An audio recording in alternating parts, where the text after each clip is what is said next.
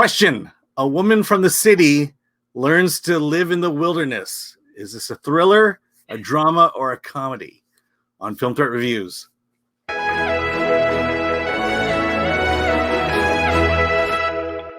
I'm Alan Ning. I'm with Zorianna Kit, and today we review Land, directed by Robin Wright, stars Robin Wright. This is okay. So I will preface it this way. Before going into this, I did something I don't normally do, and I listened to other people, and so I was prepped that this is the greatest movie ever, and I think that ruined it for me. What did you think of Land? Well, it's far from the greatest movie ever. I will tell you that. That's whether whatever they told you, it's not. Listen, it's a simple story. It's a very basic story. It's rich, very subtle, and it's directed by Robin Wright, who we know from so many amazing roles. And she's directed episodes of Netflix's House of Cards.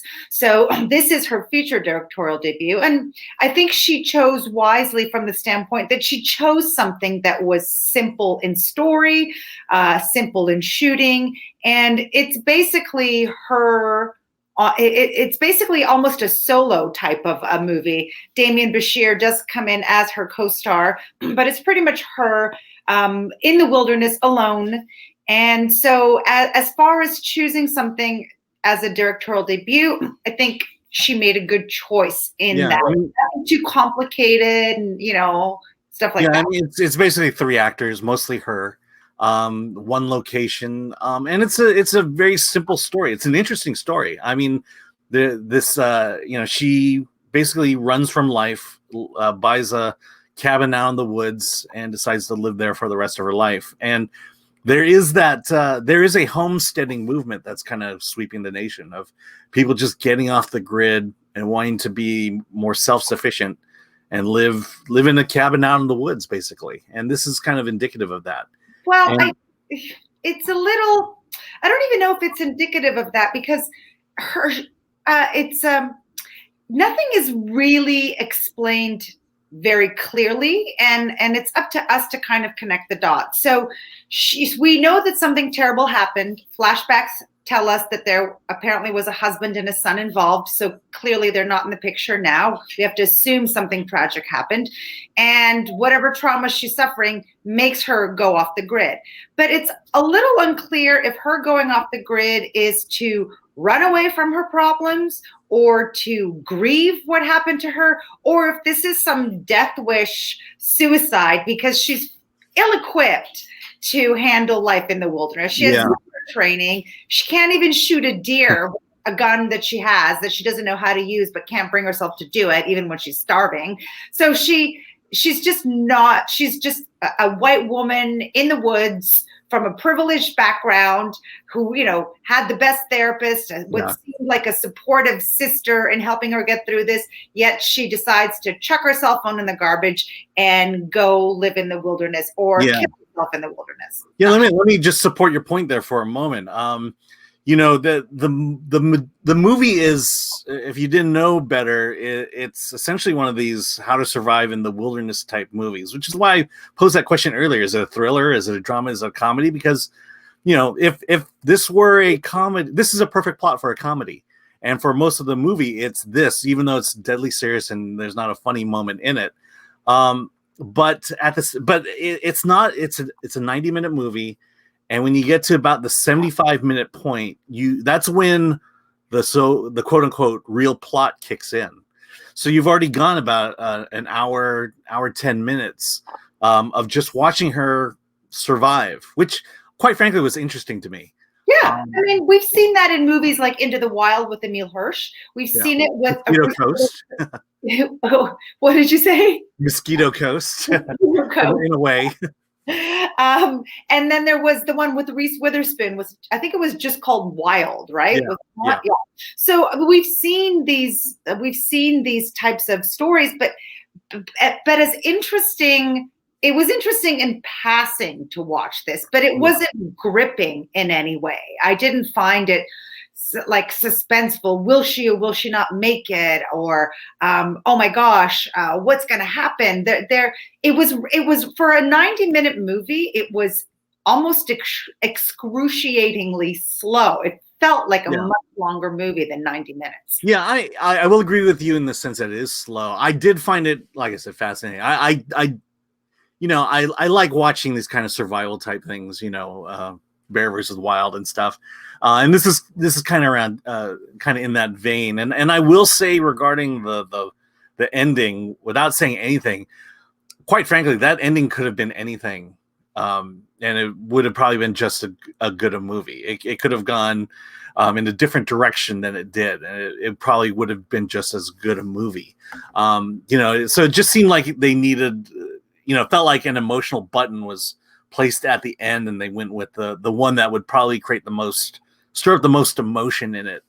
And so it just kind of like, to me, I say that only to say that it felt like it came out of nowhere and that they were just trying to push a few emotional buttons on it. Right. But the thing is I wanted to feel for this woman, or I wanted to feel with this woman. And it didn't elicit any type of emotional response from me because she herself is so secretive about what happened to her.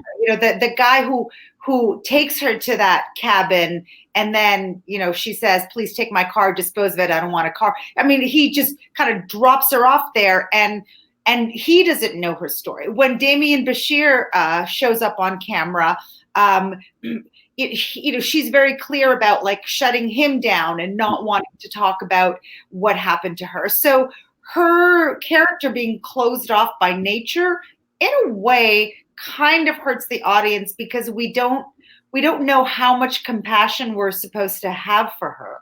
Yeah, and that just goes back to my point where that the revelation of that happens way too late in the movie, and to the point where you kind of forget a lot of the build up to that point by that hour 10-minute mark. I have to ask you something because I'm really kind of conflicted in how I feel about this. I love Demián Bichir. I sure hope I'm pronouncing his name right. He was great in The Midnight Sky. I think that was most recently we saw him in that. He's always been terrific. And he is terrific in this movie. The chemistry between those two really is, like, the one thing you're rooting for is that they become a couple. But what I am struggling with is this whole thing that she is found in the cabin near death due to other circumstances by Demián Bichir, who is a person of color, along with a Native American Indian as well. Yeah. And both of them help her. And he ends up being the one who kind of teaches her how to shoot and how to live off the land and all that stuff. And the reason I'm conflicted is because I am uncomfortable with the aspect of having this, white woman is taught the ways of the land by someone who is non-white. It just feels, I don't know, it just doesn't, it feels like a dated move for Hollywood to be doing. And I don't know if that's appropriate these days. Yeah, it's, honestly, I wasn't even thinking about that up until you brought it up now. Because honestly, what I liked about his character was this idea of, here's a guy who knows how to survive, who knows how to live and work on the land, and he is taking his knowledge and passing it on to someone else, which is kind of a setup for what, for the ending in a way. And that, to me, that was, that worked in the sense of, the Edie character is disconnecting from life because of a tragedy that happened with her, and she decides she's just going to live the rest of her days out there, which is why I don't think she cared whether she lived or not. And then to have this other character, I wouldn't, he was a man, but I don't think being a man had anything to do with it. But the idea of giving her hope and the tools to survive, to me, that was, I guess, the most poignant point. But he was a person of color. But he was a person of color, though, and I just, it's like this white man, if I'm going to use man as a trope, not literal, calls on the person of color to, to help them. It was an Indian woman who had all the medicine to save her. It was he who knew how to live off the land that helped save her. To the healing and the mutual healing there. And I just that was in the back of my head. To me, I mean, honestly, I didn't know. It's not like I go out trying to figure out the backgrounds of all the actors and the characters. To me, in watching it, here's a strong guy with a beard and a pickup truck. I just assumed he was white. And, really? Yeah. That's maybe it's just me, but I just don't necessarily think about those things. You kind of got a sense that the woman was Native American or indigenous, but it just But they even talk about how he helps deliver water to indigenous communities who don't have access to water. Like it's people do that. That's the thing.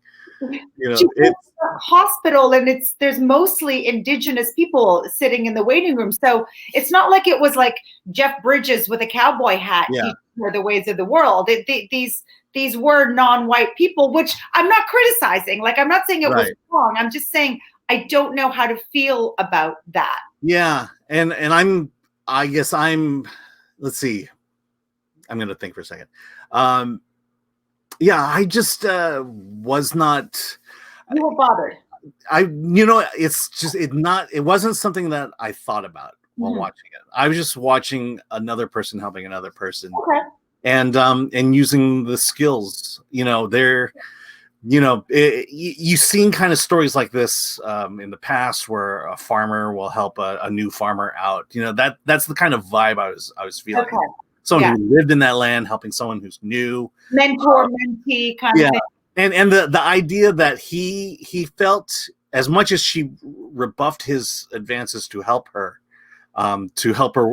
learn to hunt and to survive, he felt it was his calling as a human being. Maybe there's a cultural aspect in there to say, no, I need to give you these skills. Got it. And and to me that was like, well, that's what to me that's what everyone should be doing. If you see someone in need and you can help them, we should be in that position to help them. And that's kind of how I perceived it. Yeah, we're feeling pretty much the same way. It was I'm on that kind of good. It was a good movie. So I'm gonna guess you gave it a 7. I'm gonna go down to a 6. Down to a 6 because I thought everything about it was solid and okay, but it wasn't a storyline that I was fully invested in. And if you can't get on board with your main character and know whether you should root for them or empathize with them or what, then you've lost me. Other than the setting was gorgeous. Beautiful to look at. So I want to give it a 6 because it's so important that we have female directors, and I really think that this is a great first effort by Robin Wright, and certainly I hope she goes on and continues to do other projects. It's important that we have people like her directing. This movie, unfortunately, just didn't do it for me, but I'm happy that it did it for others. So 6 for me. I think you liked it more than I did, but I think you agree with me that there were aspects that were a little slow and things like that. So I do think you gave it a 7. Yeah, I did give it a 7. I think the clarification should be this.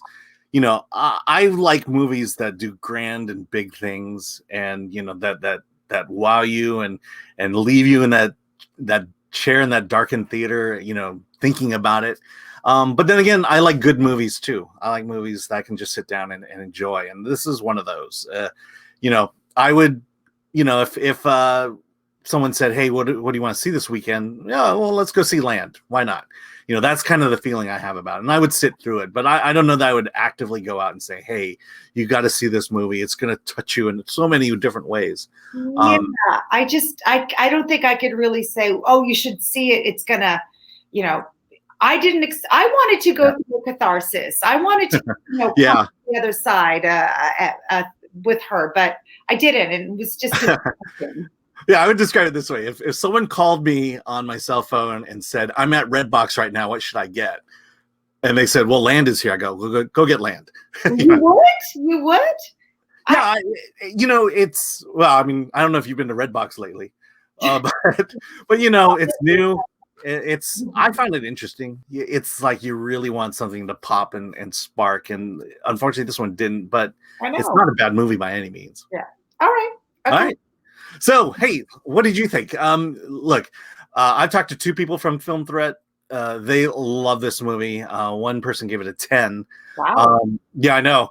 And so, maybe you see it a different way we do. I'd love to know why. Please comment, like, subscribe. Let us know what you thought. And with that, let's get out of here.